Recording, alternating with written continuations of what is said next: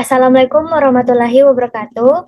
Puji dan syukur kita panjatkan kepada hadirat Allah Subhanahu wa taala atas berkat dan rahmatnya lah kita dapat berkumpul pada Zoom meeting kali ini dalam mata kuliah fermentasi yang akan dibawakan oleh kelompok 1 untuk judul fermentasi pangan. Dosen pengampu mata kuliahnya adalah Andi Laila Nukrawati MSSI MSI.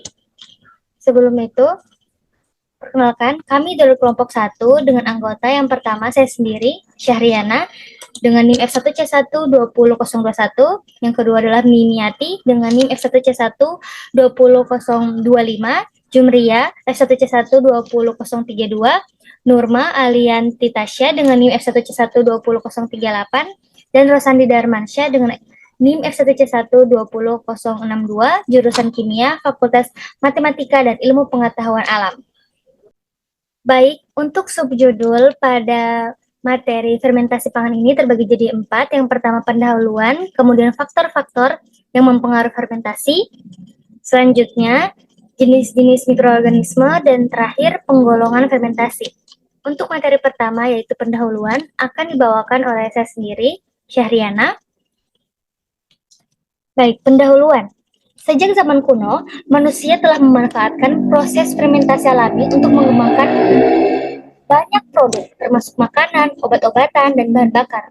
Mulai dari sekitar tahun 5000 sebelum Masehi, bangsa Sumeria dan Mesir sudah menghasilkan banyak makanan menggunakan fermentasi, seperti roti, anggur, dan bir. Mereka tidak memiliki pengetahuan untuk menjelaskan dengan tepat bagaimana produk tersebut dibuat atau mengapa fermentasi terjadi. Oleh karena itu, mereka biasanya memandang fermentasi sebagai keajaiban yang diberikan oleh dewa mereka. Selanjutnya pada abad ke-19, barulah ilmuwan bernama Louis Pasteur mengemukakan bahwa fermentasi terjadi karena adanya mikroorganisme. Mikroorganisme ini termasuk bakteri atau kapang, seperti ragi, dan adalah merupakan sel hidup yang kecil yang tidak dapat kita lihat dengan mata telanjang. Pasteur ini menemukan bahwa bakteri yang berbeda dapat memberikan jenis fermentasi yang berbeda pula. Berdasarkan hal tersebut, kita dapat memperoleh suatu produk akhir yang baru. Nah, di sini kita bisa contohnya adalah kedelai yang dibantu dengan suatu mikroorganisme menghasilkan tempe. Adapun pengertian fermentasi sendiri adalah suatu proses di mana gula diubah menjadi produk baru melalui reaksi kimia yang dilakukan oleh mikroorganisme. Jadi, mikroorganisme membantu reaksi kimia untuk menghasilkan produk baru. Next. Manfaat dari fermentasi pangan.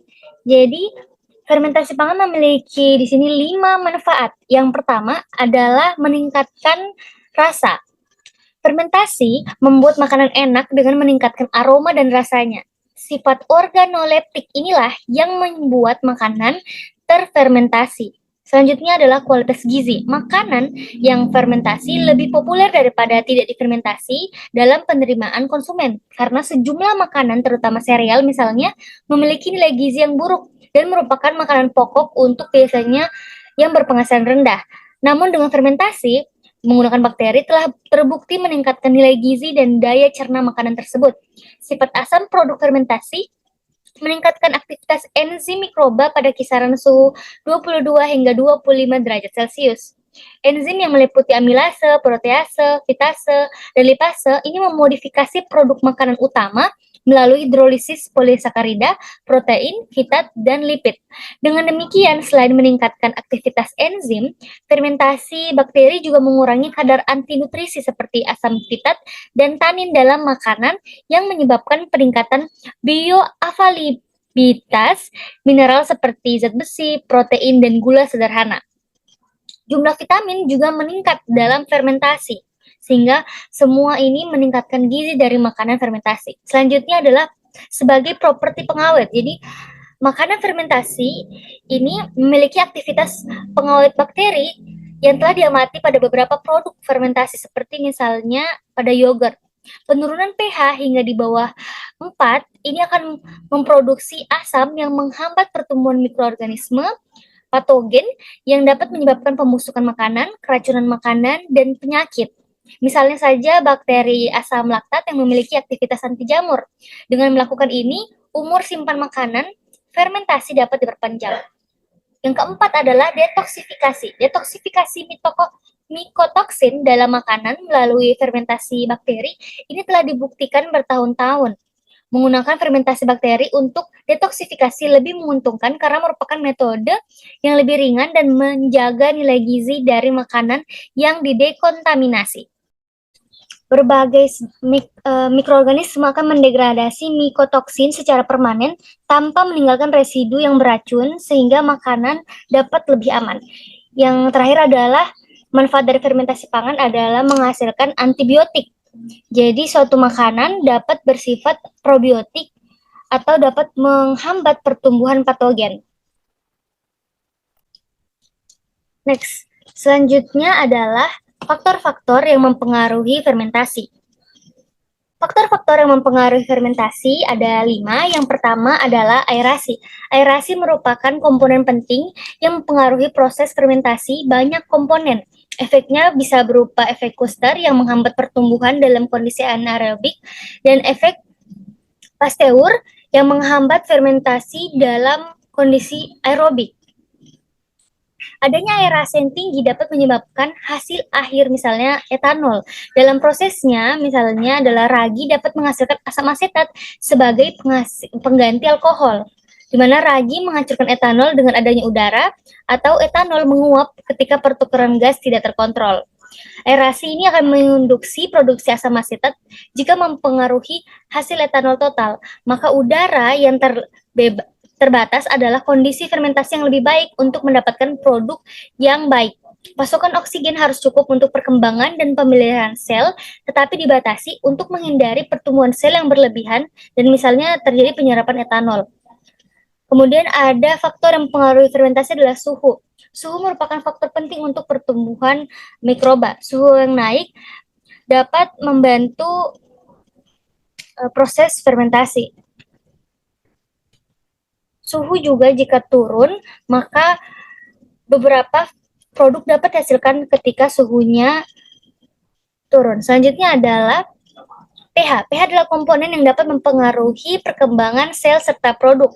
Dalam pH yang rendah, biasanya bakteri sulit untuk tumbuh sehingga menyebabkan kita memperoleh suatu produk baru.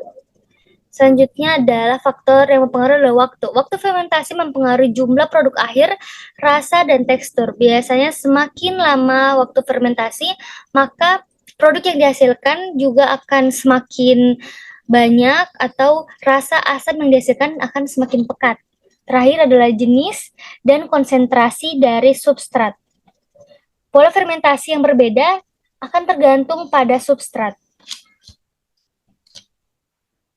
Selanjutnya adalah materi tentang jenis mikroorganisme yang akan dijelaskan oleh teman saya persilahkan.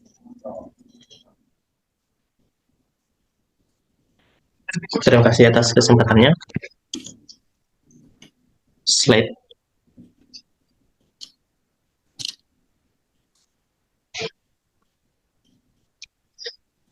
Mikroorganisme yang digunakan.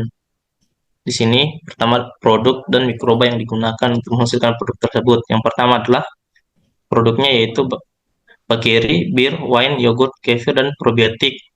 Mikroba yang digunakan yaitu Saccharomyces cerevisiae dan bakteri asam laktat. Kemudian soy sauce, mikroba yang digunakan adalah Aspergillus oryzae dan Zygosaccharomyces dan Rauxi. Kemudian produk tempe yang digunakan adalah Rhizopus oryzae. Kemudian tape, mikroba yang digunakan adalah Hansenula. Kemudian produk asam asetat menggunakan bakteri Acetobacter aceti. Kemudian produk asam sitrat yaitu Aspergillus niger. Kemudian produk asam laktat Lactobacillus delbrueckii. Kemudian produk nata menggunakan Acetobacter psyllium. Produk acar dan asinan kubis menggunakan bakteri asam laktat. Kemudian produk asam glutamat menggunakan Corynebacterium glutamicum. Kemudian produk lisin menggunakan Bifidobacterium lactofermentum. Kemudian penisilin menggunakan mikroba Penicillium chrysogenum. Kemudian produk Oncom menggunakan mikroba Neurospora stophyla, dan produk yang terakhir adalah angkat menggunakan mikroba Molluscus purpureus.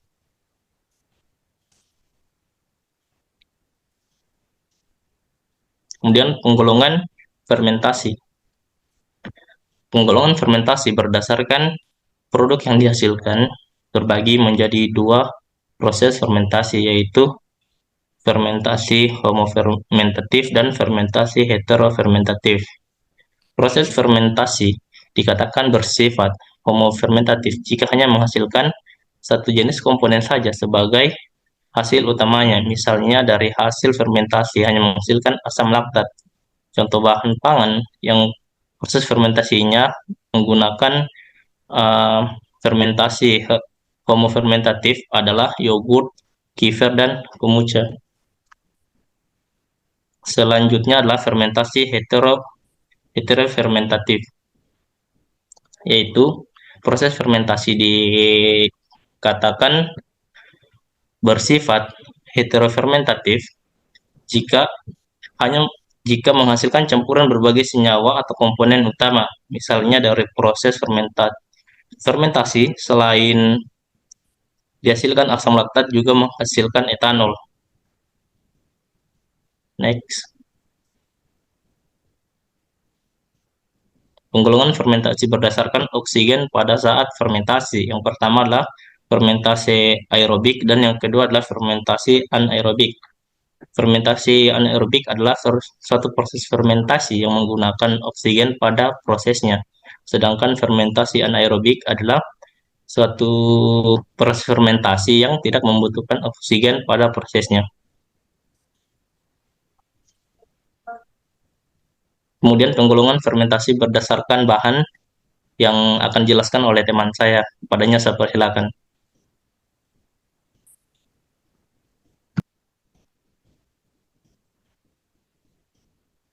Terima kasih. Sebelumnya, perkenalkan saya Nurma Alnianti Tasya yang akan menjelaskan materi. Fermentasi dari bahan protein nabati. Fermentasi berbahan dasar protein nabati merupakan produk makanan yang difermentasi dari bahan baku berupa buah-buahan, sayur-sayuran, kacang-kacangan, dan umbi-umbian. Contohnya yaitu tempe. Tempe merupakan produk hasil fermentasi kedelai yang sudah lama dikenal di Indonesia. Ciri-ciri dari tempe berwarna putih, tekstur kompak dan rasa yang khas. Warna putih disebabkan miselia jamur yang tumbuh pada permukaan biji kedelai. Jenis jamur yang berperan yaitu Rhizopus oligosporus. Sifat-sifat jamur Rhizopus oligosporus yang pertama memiliki koloni berwarna abu-abu kecoklatan setinggi 1 mm atau lebih. Kedua, meningkatkan kandungan fosfor pada tempe karena menghasilkan enzim fitase. Ketiga, enzim fitase mampu menghidrolisis asam fitat menjadi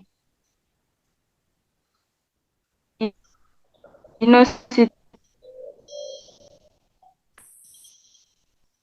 dan fosfat yang bebas. Dan yang keempat, selanjutnya, kemudian proses pembuatan tempe, di mana biji kedelai dibersihkan dan direndam selama 1 malam, kemudian dikupas untuk menghilangkan kulit ari, lalu dicuci, dikukus selama 1 jam, didinginkan, dicampurkan dan ditambahkan ragi tempe, dicetak atau dibungkus, lalu difermentasi selama 1 malam, selanjutnya dibuka dan diletakkan di atas rak, dibiarkan selama 1 malam sehingga menghasilkan produk tempe. Beberapa faktor dalam proses pengolahan diperkirakan mempunyai pengaruh yang sangat nyata atau signifikan terhadap kualitas tempe. Faktor-faktor tersebut antara lain mulai pematusan air, kelembapan ruang fermentasi, suhu fermentasi, lama fermentasi, rak fermentasi, dan jenis bahan pembungkus berupa plastik, pelepah pisang, daun pisang, dan kertas. Ragi tempe merupakan sediaan fermentasi atau dikenal dengan starter yang mengandung mikroorganisme yang mempunyai peran penting dalam fermentasi tempe. Mikroorganisme tersebut berasal dari jenis kapang Rhizopus, diantaranya Rhizopus oligosporus, Rhizopus oryzae, dan Rhizopus solonifera. Proses fermentasi yang dilakukan oleh jamur Rhizopus sp menghasilkan energi. Energi tersebut sebagian ada yang dilepas oleh jamur Rhizopus sp sebagai energi panas. Energi panas itulah yang menyebabkan perubahan suhu selama proses inkubasi tempe. Selanjutnya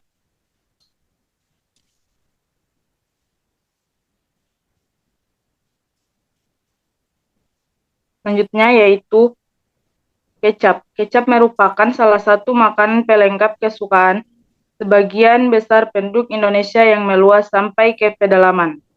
Kecap ciri-cirinya berwarna hitam, rasa manis, kental, dan lengket. Inokulumnya yaitu Aspergillus soyae. Warna kecap menjadi hitam diakibatkan oleh hasil reaksi Browning antara gula pereduksi dan gugus amino dari protein. Sifat-sifat jamur Aspergillus soyae yang pertama yaitu Aspergillus soyae mengandung 10 gen glutaminase. Enzim glutaminase pada Aspergillus soyae penting untuk rasa kecap yang dihasilkan. Koloni nampak berwarna kuning sampai kehijauan.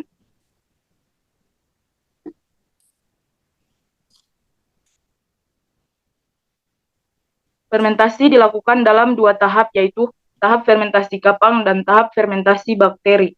Pada tahap perlakuan fermentasi kapang, 2-3 hari pada suhu 30 derajat Celcius. Protein dan karbohidrat dihidrolisa oleh Aspergillus soyae, menghasilkan koji dengan komponen-komponen gizi yang lebih sederhana, berupa amilase, maltase, fosfatase, lipase, dan proteinase yang menjadi mudah dicerna, diserap, dan dimanfaatkan oleh tubuh serta dapat mempengaruhi cita rasa hasil akhir kecap. Fermentasi bakteri pada pembuatan kecap berlangsung dalam larutan garam dan garam menjadi bahan pengawet. Fermentasi ini dilaksanakan dengan konsentrasi larutan garam 20-30% berlangsung selama 30-40 hari.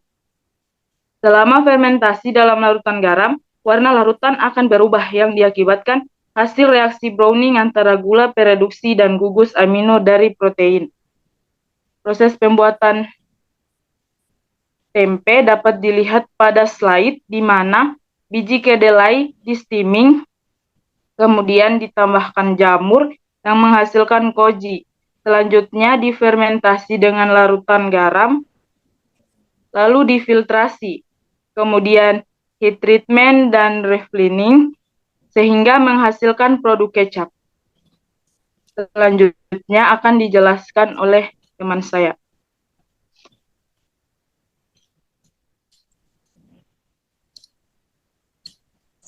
Terima kasih atas kesempatan yang telah diberikan kepada saya. Sebelumnya, perkenalkan nama saya Waode Mimiati dengan NIM F1C120025 yang akan melanjutkan pemaparan materi mengenai fermentasi dari bahan protein hewani.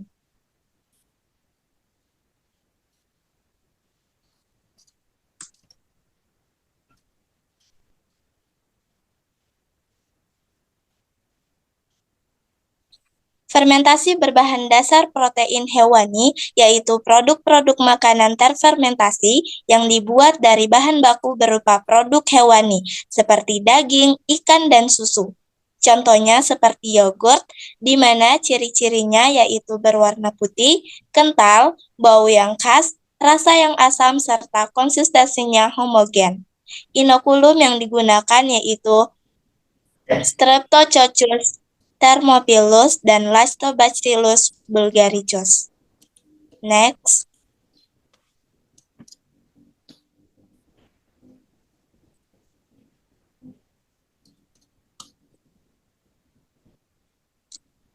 Untuk proses sifat-sifat bakteri Lactobacillus bulgaricus dan Streptococcus thermophilus. Yang pertama, bakteri yang umum digunakan sebagai struktur kultur starter pada proses fermentasi susu, yaitu yogurt. Lactobacillus bulgaricus lebih berperan dalam pembentukan aroma, sedangkan Streptococcus thermophilus lebih berperan dalam pembentukan cita rasa dan tingkat keasaman yang dihasilkan, yaitu mengubah laktosa menjadi asam laktat yang menyebabkan penurunan pH. Next.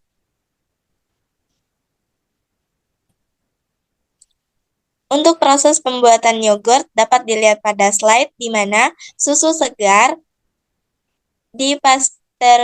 dipasteurisasi dengan skim pada suhu 70 derajat Celcius selama 15 menit, kemudian dilakukan pengukuran volume, lalu dilakukan pendinginan pada suhu 45 derajat Celcius selama 30 menit, lalu dilakukan pengukuran pH, kemudian diinokulasi dengan bakteri L. bulgaricus dan S. thermophilus, kemudian dilakukan fermentasi pada suhu 40 sampai 45 derajat Celcius selama 8 jam atau pada suhu 30 derajat Celcius selama 12 jam.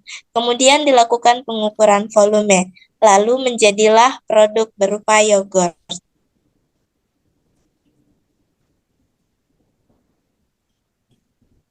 Contoh lain dari fermentasi dari protein hewani yaitu terasi udang, di mana ciri-cirinya berwarna gelap, bau khas terasi, tidak tengik.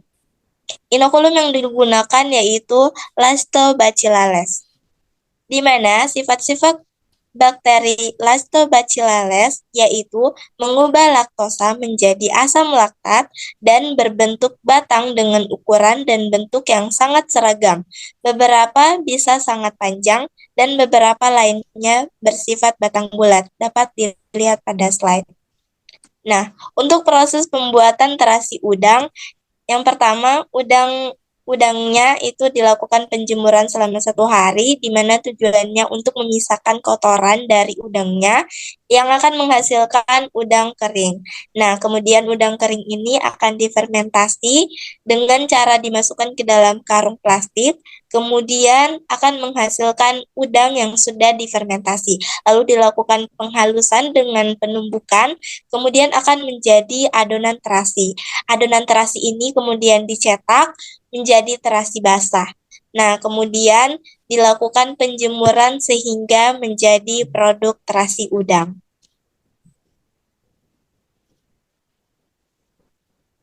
Untuk materi selanjutnya akan dijelaskan oleh rekan saya. Terima kasih.